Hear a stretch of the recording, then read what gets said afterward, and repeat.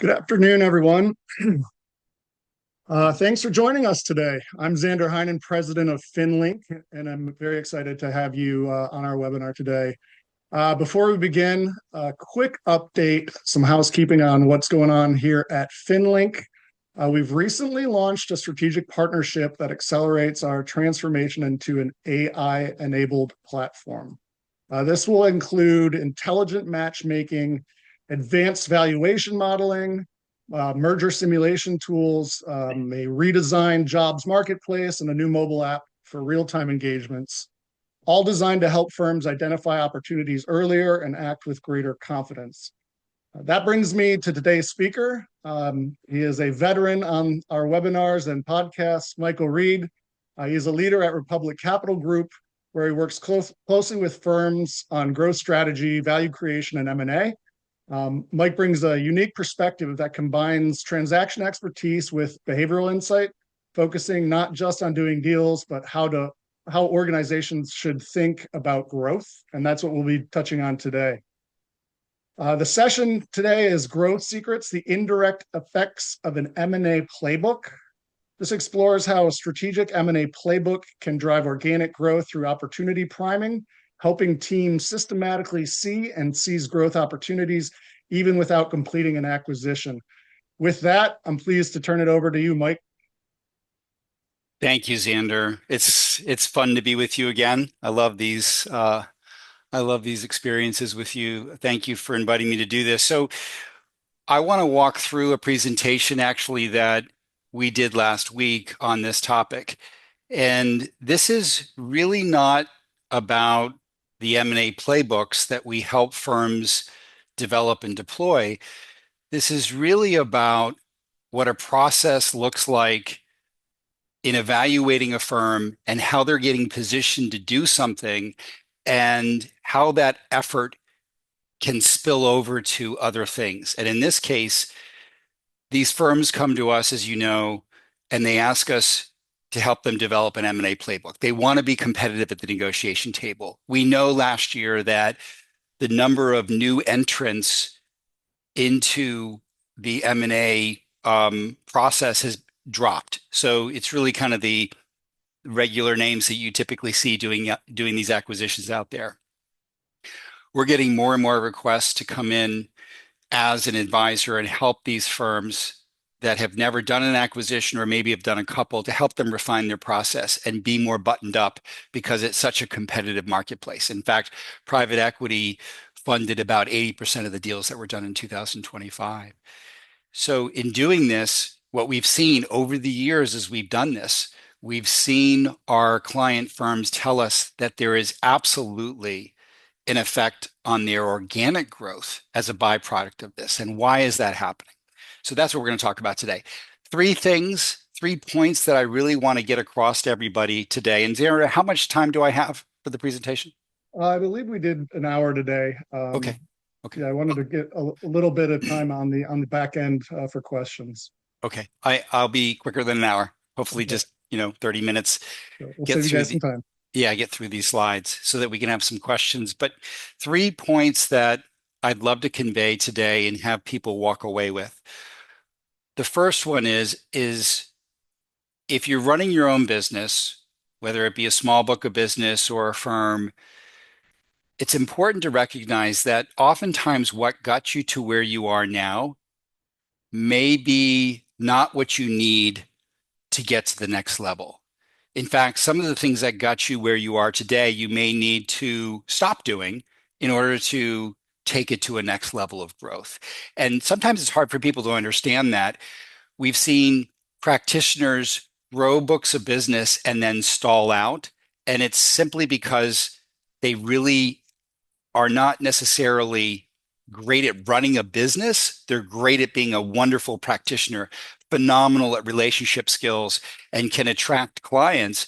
But they need to transition to managing the business and managing their employees and inspiring growth in different ways than what got them to where they are today. So we always say, take the time on an annual basis just to reevaluate where you are objectively. Step away from your business, go on a retreat for a couple of days, bring your leadership team, and just think about where you were, where you are, and where you want to go.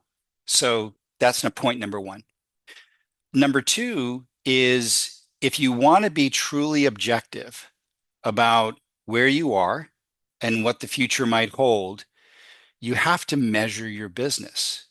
You've heard the term KPI, key performance indicator. It's important for you to know the data and objectively assess how you're doing as a business. And those KPIs can be anything from looking at revenue growth, AUM growth, to client satisfaction, employee satisfaction. There are many KPIs that you can look at. Some of them are what we call lagging indicators, meaning they tell you about the past and how things have evolved to where you are now. Others are leading indicators. They will tell you about what the future might bring based on those data points. You can't monitor your business if you're not measuring these data points. So that's point number two.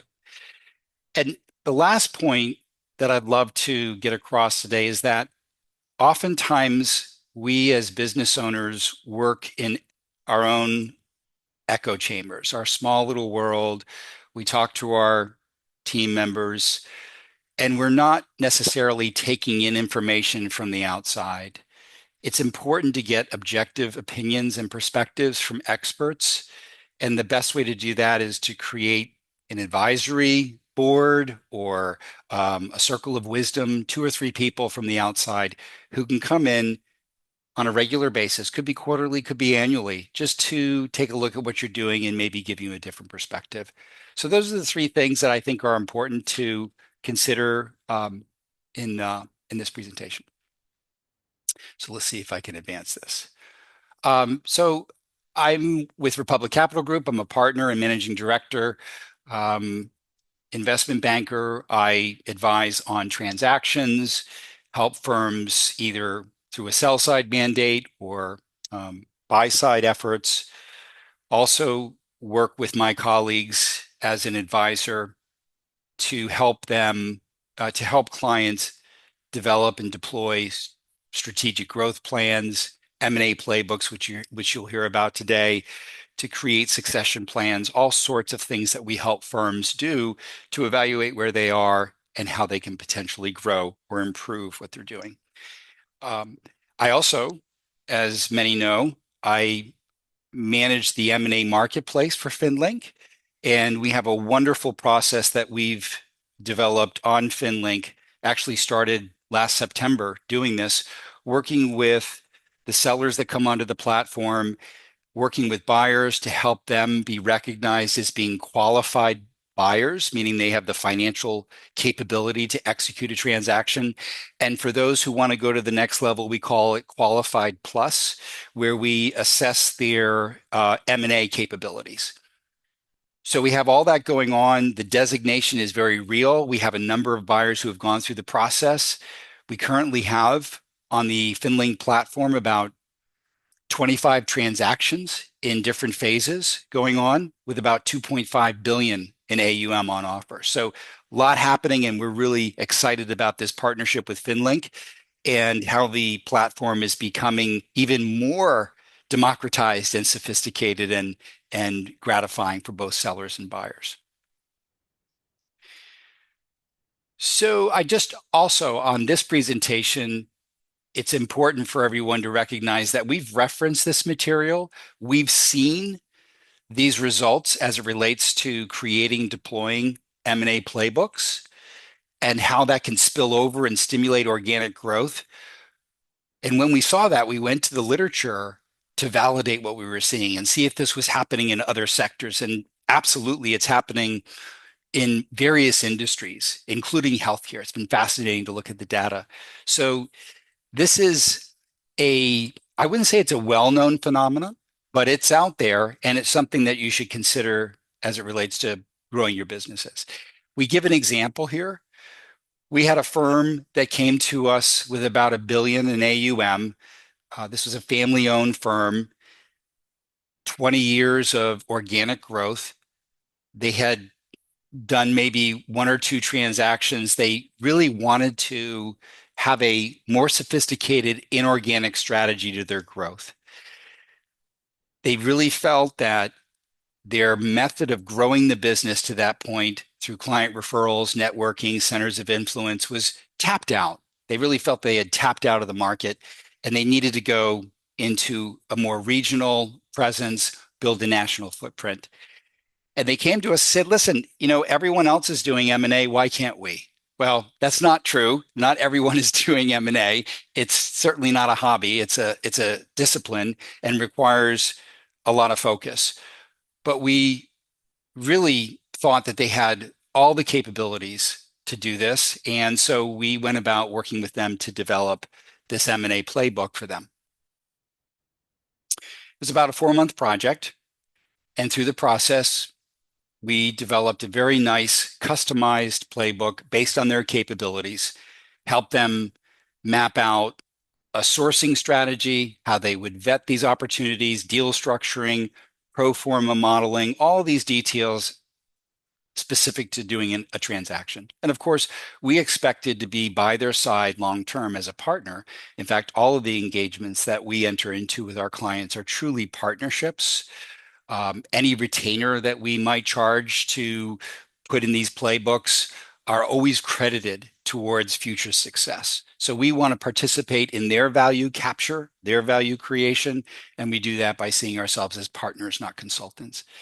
So this was a lot of fun. We worked with this team on a very intimate level. And in fact, we worked with the whole company to help them create this strategy. So that landed a couple of nice transactions within a 24-month period. What was most exciting was how this was all socialized throughout the organization, as I just referenced, and how the entire team responded to our presence, to the development of this playbook, and what it meant to the entire organization. And there were details about developing the playbook that absolutely connected to how these advisors were working with their clients. And specifically, what I'm referencing is having a very clear mission statement, having a clear vision statement, being very intentional around core values and the culture. And everyone benefited from that far beyond what they might do from an M&A standpoint. And they came back to us and reported that their organic growth was exceeding anything that they had done in the past. That was very exciting. Now, we've heard this. We had heard this in the years that we've been doing this, and I've heard this in previous experiences before joining Republic Capital Group. But this was unique in that it was just so profound. And we just decided to really explore this in the literature and to validate what we were seeing. And that led to developing this white paper that was just came out today on LinkedIn. It's on our website and to this webinar. So what they saw was new assets, increased wallet share, new clients, and the momentum carried over to what they were doing in their M&A efforts. It even included an increase in activity in their community efforts, community engagement. It just energized the whole organization.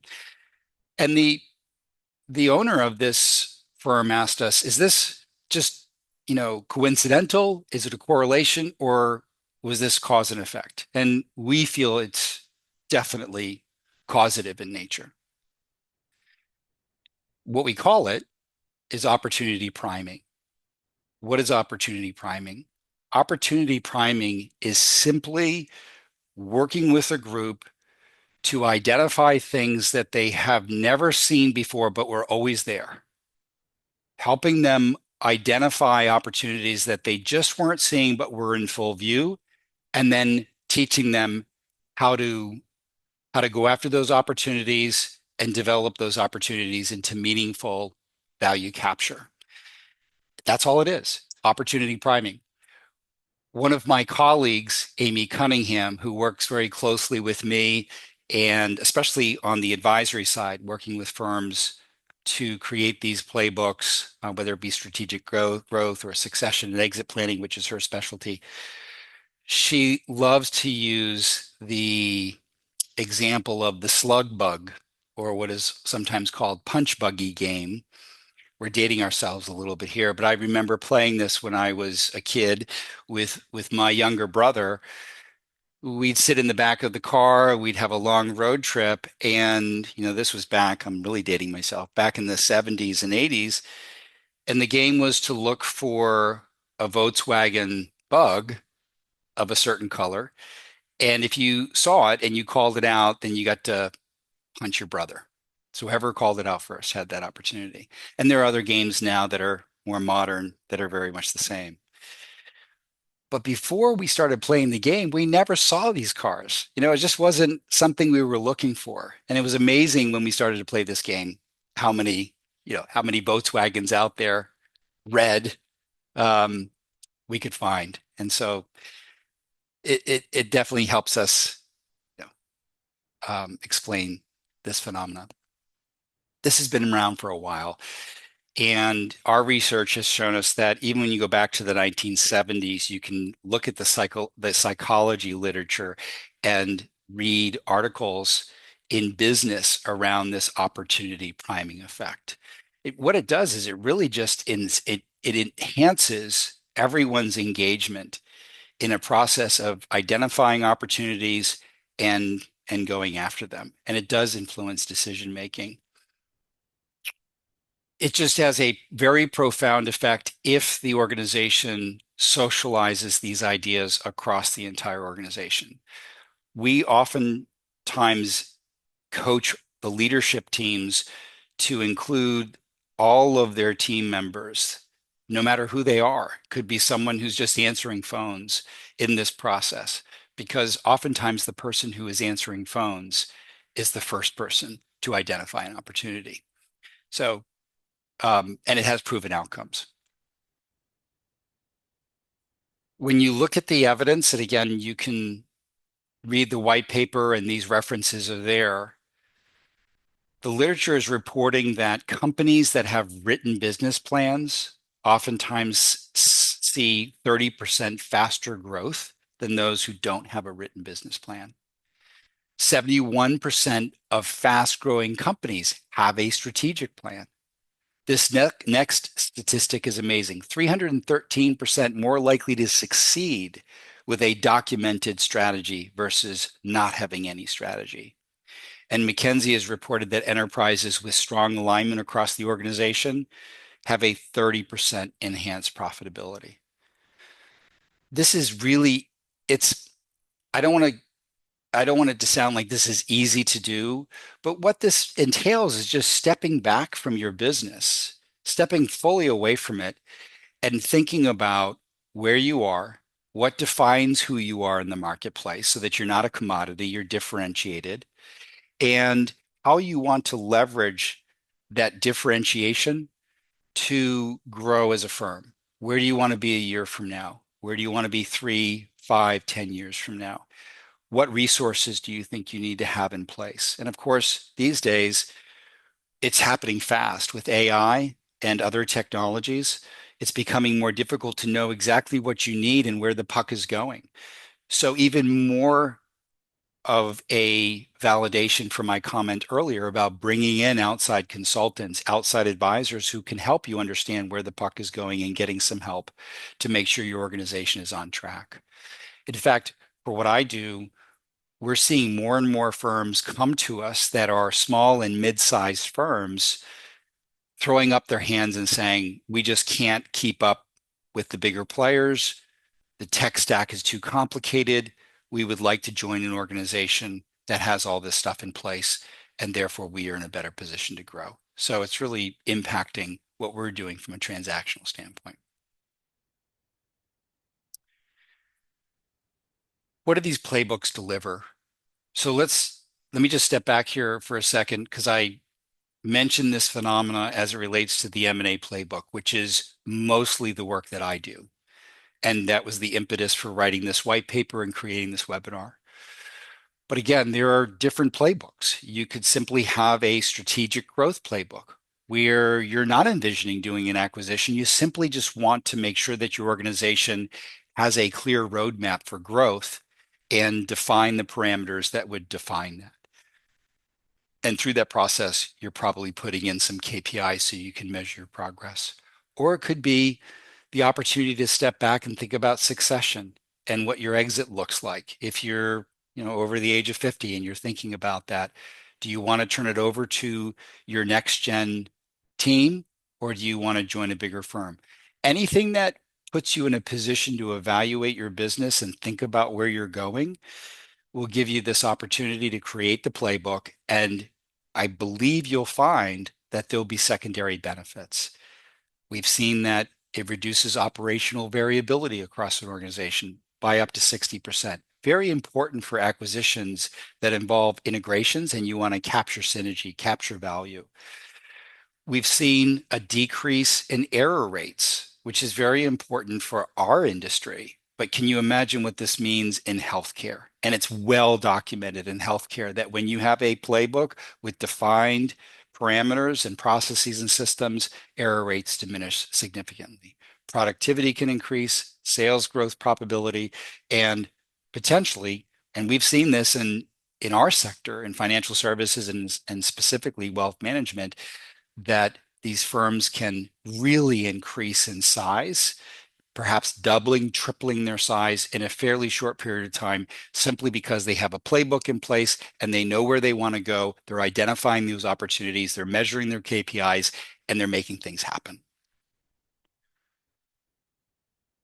So this is a bit redundant based on what I've just explained and why this may be happening, but I think these are important points to consider if you're thinking about creating and deploying a playbook, either for strategic growth or differentiation or M&A, succession, exit, whatever it is. It gives you an opportunity to create alignment for your leadership team around a shared vision, mission, and core values. And again, the literature is very strong in stating that if you have these things in place, you're more likely to grow. It also gives you the opportunity to socialize this organizational structure across your whole organization so that your team buys into it and they know the direction that you're heading in. The worst thing that you could ever do is create a vision and mission statement and have stated core values and not share it with your team. In fact, I think most organizations should be hiring more on core values than necessarily skill sets. Oftentimes, skills can be taught, core values cannot. So identifying what those core values are and how it's differentiating your organization is important, in my opinion. Um, it gives you an opportunity to refine how you define value across your organization, and it helps you communicate the message among your team members that you're not working for us, you're working with us.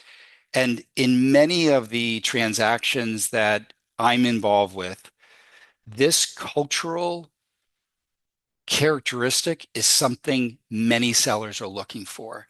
Am I joining an organization where there's only one voice in the room that matters, or do all the voices matter? And that becomes really important. It can create a significant uptick in the vibe throughout the organization and stimulate excitement. It forces you to think about how you're different in the marketplace.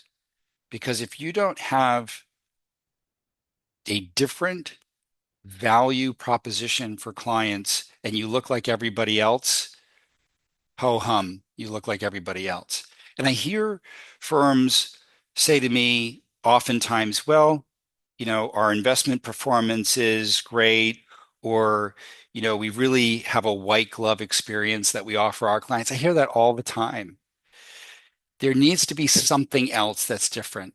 And that differentiation could be simply how you care for each other as a team.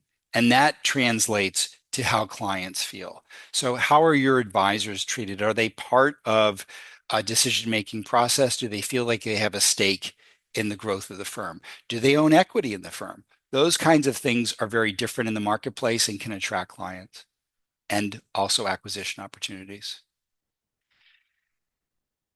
It also gives you an opportunity to reevaluate where you are with respect to compensation. We're seeing many sellers come to the table and they really want to know, how is my team going to be compensated after the transaction? What kind of opportunities do they have to incentivize what they're doing? Do they have an opportunity to buy equity? When you start looking at those things and you can enhance what you're doing with your team before you go to market, it can create a lot of excitement and enhance what you're doing. Looking at your brand, making sure your brand equity is strong, very important. Obviously, staff retention. And then, as I mentioned, understanding what KPIs are important to measure and how those can either tell you how you've done or where the puck is going and what you need to do to adjust your firm, adjust direction so that you can capture as much growth as possible. I mentioned employee engagement. I don't need to say anything more on this. Very, very important, especially as we do acquisitions. As far as opportunity priming and just getting the leadership team sort of engaged in this thinking, we typically ask three questions. What are your most valuable relationships and what do those look like? And this is where we put them in a room with a whiteboard and a lot of sticky notes, and they all write down their ideas and they put it up on the board and we go through them and we think about those things because all of those opinions are important. The next question is, how do your service standards compare to your competitors? Are you a commodity or are you differentiated? And then lastly, are your incentives and processes optimized for desirability, efficiency, scale, and agility? Those are kind of sexy terms that oftentimes are seen in a business plan or a strategic growth plan. They have very important meaning, especially if you're doing acquisitions, scale, being agile, being flexible. But again, it just gives you an opportunity to think about where you are and what needs to change so that you could be a good acquirer. Organic growth projections versus reality. This is just looking at our industry. Everyone knows that most firms, the average growth rate across all firms in this industry. So if you look at 32,000 RIAs, state and SEC registered, the growth rate is about 3%. Larger firms grow faster, are growing at a better rate. But many experts would predict that our average growth rate, based on what we're seeing across the country in wealth creation, should be somewhere between 13 to 17%. We're not seeing anything near that in our industry. And so I think there's a tremendous amount of opportunity for firms to grow more than they're actually growing. And that growth does come from the referrals that are already in hand, the clients that you're already servicing. That is your biggest source of opportunity for organic growth. The other point that I had mentioned briefly when we first started the webinar is the fact that many of these businesses started with a practitioner growing their book of business. And as that firm grows, it transitions from being a small business, which is typically 10 million in revenue or less, to a lower middle market company. So middle market companies typically between 12 million and a billion of revenue. That's how big that space is. Anything above a billion, you're in the usually public. So this transition to a lower middle market company where you have typically more than 15, 20 employees and a lot more going on, it's difficult as a business owner to wear multiple hats. And I think it's unreasonable to think that you should even wear multiple hats, that you should continue to service clients as well as run your business and manage your team and inspire your team and look at your KPIs and still go out there and communicate with the community and all of the things that you have to do as a leader. It's very difficult. And many of these practitioners don't have business experience and haven't been trained to do this. I think this is where Um, I think this is where an outside advisor could come in and really help the leadership team make that transition. Sometimes it means bringing in someone full-time who has these capabilities and can help you. Other times it's simply just learning how to do things a little bit differently. I've spoken to many practitioners, really successful people who are moving up to this level, and I tell them that sometimes the habits that got you here are the habits that you have to break to go to the next level. And there's really a lot of truth to that. I think business owners who are completely focused on running the business and not necessarily servicing the clients may be doing more to grow their business than those that are trying to do a lot of things at the same time. And I mentioned KPIs. I think it's important to look at the data and where you are. The way we do this with our firms in developing the playbooks, especially the M&A playbook, the first part is developing trust. So we work with all of our prospects on developing trust and to enter into an engagement to build a playbook that is about value, creating value. We do a gap analysis looking for any opportunities to enhance the way they're presenting to the marketplace or running their company. And oftentimes this means looking across the entire marketplace at comparisons and helping them differentiate. We also work with firms on aligning the entire organization around a common vision, mission, and core values. So everyone is included in the process. We will, specific to M&A playbooks, we're always looking at the landscape and where the firm wants to be geographically, what it looks like demographically, what segment are they catering to? Is it mass affluent? Is it high net worth? Is it ultra high net worth? And we customize that approach based on where they're segmented. We're oftentimes looking at resource capabilities, and we work with other firms or other vendors in technology or otherwise to really enhance this for our clients. I mentioned KPIs. Big part of what we do is identify the metrics that are going to be most important to track so that we can qualify objectively the success of what we've done. And then we see ourselves as ongoing partners for all these firms. One other case study here, we had a client engage us to do or to create an M&A playbook for them. We did the strategic assessment. We identified some gaps. We actually took them through an F reorganization. They weren't organized from a corporate standpoint in a way that would be favorable to do acquisitions. So we went through that process. We even rebranded them. So it was a complete redesign across all functions, and it was a very inclusive process. Everyone was involved. And the immediate outcome was just a lot of excitement. Of course, everyone was very energized and focused on the goals. And we saw in a very short period of time, 2 acquisitions achieved within a 12-month period, as well as a three-time CAGR growth in their AUM, which is just phenomenal. So it's really about just stepping back and identifying your opportunities and then having a plan and then executing that plan. It's not ad hoc and it's not just hope and aspiration.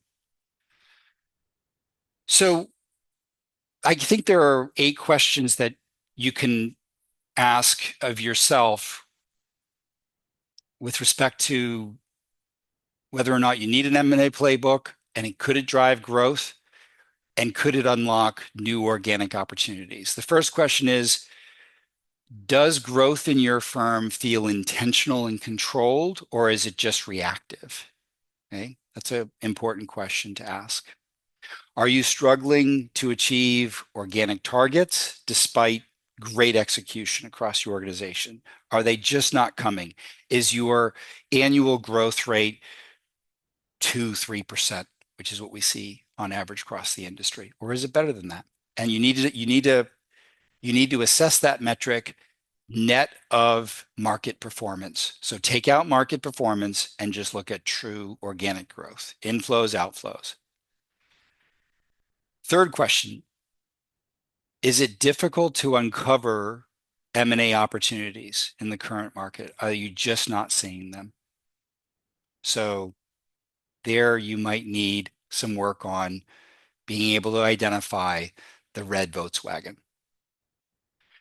Do you spot opportunities only in hindsight, or are you ahead of the competition? Do you have a documented roadmap for sourcing opportunities, evaluating them, and then integrating them if, in fact, you were to execute a deal and bring in the advisor or bring in the firm? How aligned is everyone around a common vision, mission, and core values, specifically in how it ties to your growth strategy? Are you maximizing organic growth from existing clients and referrals? And then lastly, do you have KPIs that you're looking at on a regular basis? Some should be looked at weekly, others can be looked at monthly or quarterly, but are you looking at your data points to measure your success? In my view, and you don't need to go out and hire us to help you create a playbook. I think sometimes that's more effective because you have experts who know how to do it and then can give you an objective assessment of where you are. But if you're small and you don't want to go to the expense, it's simply stepping away from your business. And I oftentimes recommend to anybody who comes to me and just asks me for advice, go to a hotel for a couple of days and think about where your firm is. Make sure you have all your KPIs or you have your data so you can assess where you were when you started the firm, how far you've come, where you are today, and where you think you want to go. Be clear on your vision. The vision is where you hope to be in 10 years and what does your firm represent. So that's your deep-seated why. Why are you doing what you're doing? Your mission statement is about what you do every day to get to the why. So those are your what's and how's. And then your core values. And don't settle on things like, I mean, of course, it's important to have integrity, um, to have good quality, client service, but go deeper than that if you can. What are the core values? What are the things that make you tick? What's important to you when you wake up in the morning and you go in, you work with your team, or if you're remotely, how you interact with your team? What are those core values? Be very, very specific and intentional, and then have a plan. And by doing that, and by coming back to your place of work and bringing everyone into the things that you've thought about and getting their perspectives and being inclusive, I think it's incredibly powerful. And I think that what you'll find is that your team will be energized. They'll understand more about where you want to go with things. And you'll probably have higher retention and more opportunities, especially from an organic standpoint. I love this statement. Strategic preparation does more than open doors. It can transform the building you're in. And we've seen that many, many times with the firms that we work with. It's more than just growing the firm a little bit. Sometimes it can be incredibly transformative by going through a process like this. So um, there are references here that we can share. And of course, the white paper, as I mentioned, came out on LinkedIn today. If you are connected to me on LinkedIn, it's there. And we can also send you a copy of the white paper on this. So Xander, that's all I have. Yeah, thanks, Mike. That was great. We will open it up for questions. Feel free to type down your question in the little Q&A box on the bottom of the screen. But Mike, I think this was great. A publication asked me at the end of last year, really, what I was seeing within FinLink conversations and between buyers and sellers, and what's kind of the main themes. And one of the themes, and the first one I'd mentioned, was preparation. Um, you and I have talked about it, many, many times, and even on some of our webinars. To be a qualified buyer, Mm, you need a strategic plan. mhm, Qualified buyer, you know, I think there's 15 probably per seller on our site, mhm, while there's probably close to 100 non-qualified buyers. So mhm. you can't. I mean, I understand our marketplace. A lot of buyers want to dip their toe in and see if maybe something, will stick. But really, if you have an M&A playbook, if you're serious, you have a strategic plan. I can't emphasize that enough to any FinLink buyer out there. Um, just your tech stack has to be ready. Like transition consultants should be on board. Legal. I mean, this is incredibly sophisticated uh, and complex, and it takes time for these M&A deals. So I love that we had this webinar today where we're focusing on the qualification and the preparedness. Yeah, so Xander, just to build on that really important comment, when we partnered on this and looked at the environment, we really felt there needed to be a way for sellers to identify who had the chops to do these acquisitions, right? So, um, the first piece is, do they have the financial capability? Do they have, do they have cash on the balance sheet? Do they have a debt ratio that's acceptable and gives them some room to fund an acquisition, regardless of how it's structured? So we actually have a very sophisticated underwriting process, and we work with every buyer if they want to become qualified on looking at all these things. And it's not a hard no. We'll run them through the process. They get either a pass fail based on where they want to engage and what level what kind of investments they want to make. And if they don't pass, we come back to them and we work on that a bit. Sometimes it means looking at their personal financial statement because they're entrepreneurs. They want to take risk. They want to put some of their own personal wealth at risk to do acquisitions, and we will pull that into the equation. Or maybe there's something that we missed in running the numbers. We're very collaborative in that way. We want people to get there, right? We want them to be qualified. The other part is the highest level is that qualified plus level. That plus level. That's where we're assessing a firm's M&A capabilities. Are they M&A ready? So do they have the proper tech stack? Have they thought about mission, vision, core values? Do they have a well-defined culture? Do they have a post-transaction integration plan in place? We assess all those things. And so it's M&A readiness, post-transaction integration capabilities, and then organizational scale. Do they have the scale in place? And if we find that, and we do this objectively, everything is scored, and these are all proprietary to our company. And Amy Cunningham runs this piece. If we find that they're lacking in these areas and they need to elevate, we'll do one of two things. Either we'll work with them on the platform and make some recommendations, and then they'll pursue those recommendations, or we might just engage and help them develop an M&A playbook.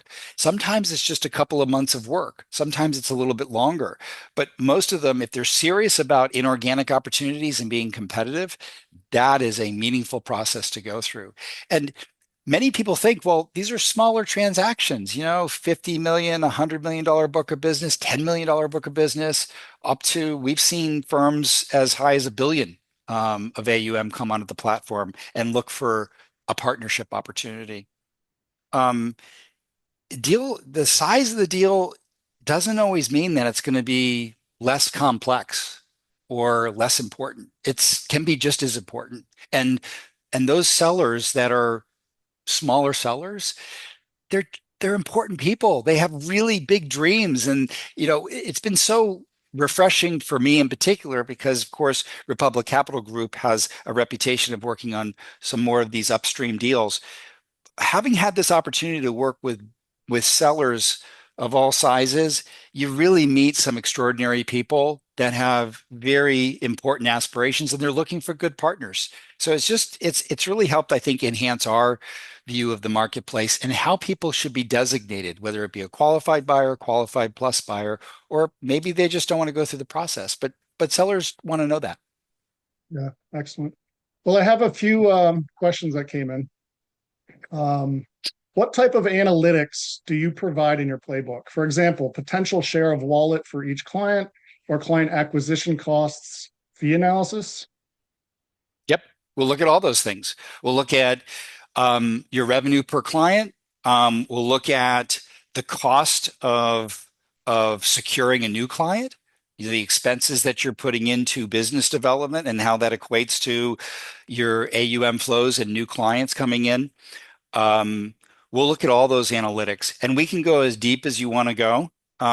There are some firms that we work with where it's very clear that the leadership team or the owner just doesn't really have the appetite to go deep like that. And we'll just keep it up around looking at revenue, looking at AUM flows, and we will always draw their attention to churn so they can understand, our clients leaving, what do the outflows look like, all that. Other firms are very interested in a business intelligence dashboard, and they want to understand, what is the cost of acquiring a new client? What is the revenue productivity of an advisor compared to what's normal in the marketplace? Is the compensation fair, or am I paying more than the marketplace or less? We look at all those things, and we really try to make sure that the firms are well positioned, not only for where they are now, but how they want to grow. Great. Another one that came in. When the time comes to grow through acquisition, what are some common means, approaches of identifying the right opportunities? And I'm guessing that's in addition to being a FinLink subscriber. Yeah, so that's a great question. I'm sure anybody who is on this webinar that is an advisor, either they have their own book of business or they have a firm.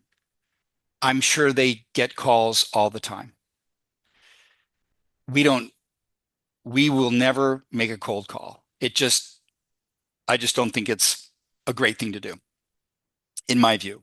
I don't think it leads to a lot of success, and it sort of devalues who we are and what we're trying to do.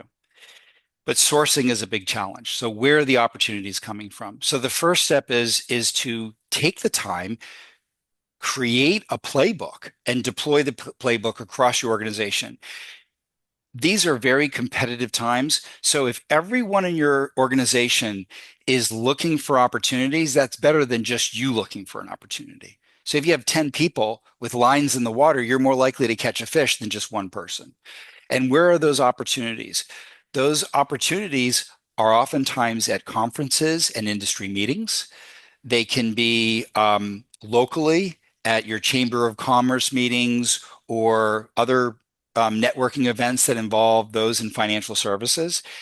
And believe it or not, if your team doesn't know what to look for, what are the signals without someone overtly saying, hey, I'm looking to sell my firm or I'm looking to join a new firm, there are signals that are very um, difficult to pick up on if you don't know what you're looking for.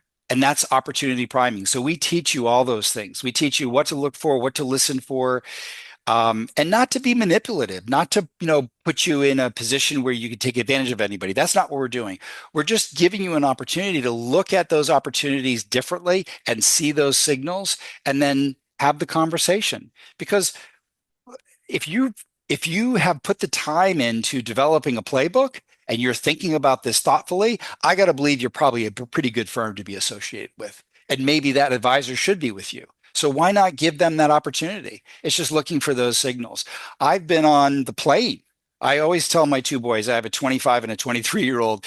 I said, listen, when you're on a plane, yeah, I mean, I know it doesn't always work this way. It can be a nightmare if you have someone who's a real talker and, can can really, keep you up for the whole flight. But, every once in a while you talk to someone in an airport or wherever else and you find, geez, somebody, they're doing something in your space, or they know somebody and there's an opportunity. You just don't know where they're going to come from. I just think you need to make yourself available for those opportunities. Yeah, and that's a great point. And I think we're trying to solve a lot of that networking and conversation opening Yeah. digitally on FinLink. So And you said this, I mean, the one thing that I will say, I mean, more than any other source of opportunities, FinLink is the best. I mean, just phenomenal. The number of people that come on the platform that we've talked to, Xander, people who may not be a seller, but after speaking with us, realize, geez, I need to find a bigger firm that I can partner with. Or maybe they're trying to solve for succession. Maybe they're an older advisor that doesn't really know what direction to head in. It's been a wonderful resource for those individuals and also for the partner firms that are looking for opportunities to bring people in. It's a great source. Another question here. We just started the acquisition process. How would your process lessen the learning curve? Well, that's a great question. So, Republic Capital Group, we have 27 people in the firm, um, eight partners and managing directors, all of whom have tremendous amount of experience building their own businesses, selling businesses, buying businesses, and then working as investment bankers. So I forget how many deals we now have on record, but it's a lot. 300 plus over the last 10 years. So we are really experts at doing transactions. I specialize in wealth management only. We have a couple of people on the team, Mark Irizarry in particular, who took KKR, Apollo, and Blackstone public when he was at Goldman Sachs. He oversees our asset management division. So transactions that are going on there. We have those who do fintech. And then we also have a new vertical that we launched a couple of years ago we call Client of the Client. We realized, John Langston, our CEO, tells a story. 6 years ago, he started getting phone calls from our clients, our financial advisor clients, telling us about their clients who own businesses that have significant value. Those businesses that their clients own typically are the most valuable asset in their portfolio. Yet those financial advisors don't know how to advise on it. They don't know how to help them prepare for a transaction. And then oftentimes, if that business owner goes to a different investment bank to help them transact, the assets end up going elsewhere. So we now have a program called Client of the Client, where if a financial advisor that we work with has a client that is looking to sell their business or get into the position over the next 3 to 5 years, we have a team that can help them do that. So now the advisor, they have another arrow in their quiver. It makes them better. And so, yeah, we can help with all those things. We've got a lot of expertise. So I think that can bring a lot of value to the table. Oh. And then one last final question here. And I knew this question would come up because it's probably the most ubiquitous question you and I get on Oh a boy. day-to-day basis. What is the marketplace paying? And I'm guessing that's Ah, related to valuations. all right. So I'm just going to give you an example. And Xander, I think you'll know the example I'm going to use because it is directly related to FinLink. We have a transaction going on right now on FinLink, a seller who came to us about 6 months ago. They're in the Southeast area, and they came to us really very humbly looking for help, wanting to sell their business. It's just under 100 million of AUM, about 1 million of revenue, and the EBITDA, so earnings before interest, taxes, depreciation, amortization, is on an adjusted basis, meaning that we've taken the time to go through and adjust out any non-recurring expenses. We've normalized the compensation for the team, all of that. So the EBITDA is $570,000. Okay. Um, we went out to our group of qualified and qualified plus buyers, and we asked for NDAs to be put in place. We opened a data room. Of course, we had created a teaser. They looked at that, they entered NDAs, and then they looked through a confidential information memorandum. No meetings yet with anybody, just us. And we have a range of multiples on EBITDA from 2.5 times to the highest one is on EBITDA 9 times. So on a $570,000 EBITDA value. The highest offer is about 5.1 million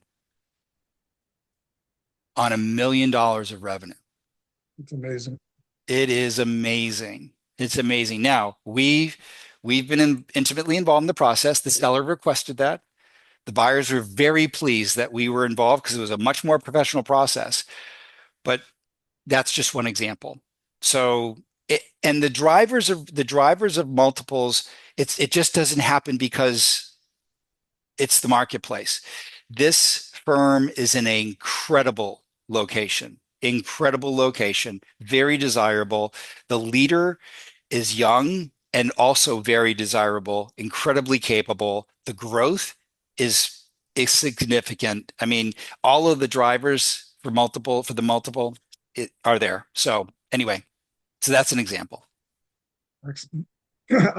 Well, that's great. And valuation, I mean, multiple drivers. There's we could go into that conversation for quite a while. That's So another right, yeah, yeah. I mean, because We can get into that next time. there are businesses that are in distress and they won't command that kind of value, or maybe they're in a geographical area that's not necessarily desirable. But I think if you have someone working with you, I think you can.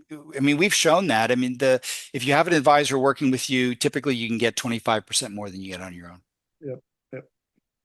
Well, Mike, with that, I'll save you a couple minutes out of your Okay. day, but did want to thank you. And everybody, I dropped a message in the webinar chat, which is the resource page where you can reach out to Mike and his team at Republic.